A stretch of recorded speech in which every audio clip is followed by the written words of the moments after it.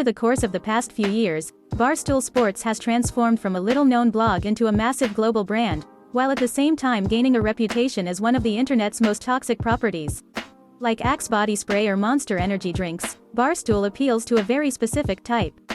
The average Barstool fan is the sort of guy who saves up his Adderall for the weekend, frequently uses the word cuck in casual conversation, and attends Boston sporting events mainly for the opportunity to, accidentally, spill his beer on anyone wearing the opposing team's hat.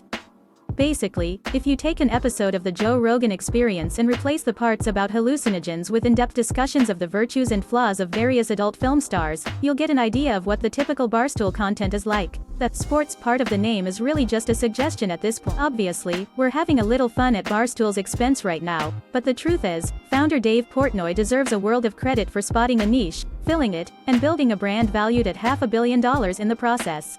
The internet, specifically the all-important males aged 18 to 34 demographic, was calling out for an edgier brand of content, and Portnoy delivered.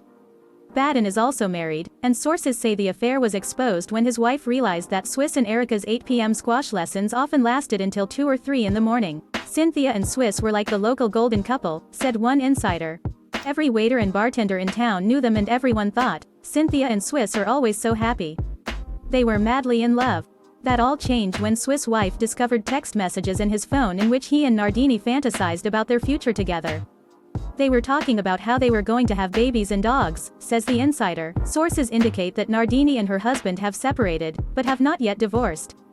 And in an extremely Page 6 flourish, the outlet notes that Nardini has rented an apartment, where she and Swiss will be free to work on her forehand stroke into the wee hours. Stay classy, Page 6.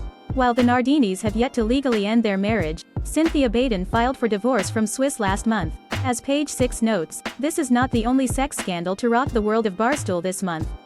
Just last week, a sex tape featuring Portnoy made the rounds on social media. Many have noted that the Nardini situation mirrors an earlier incident in which Portnoy's longtime girlfriend was caught cheating on him with her SoulCycle instructor. Following that episode, Barstool fans stalked and harassed the SoulCycle Rondo. Hopefully, nothing like that will happen in this case. But sadly, when social media anonymity meets an army of angry bros, pretty much anything can happen.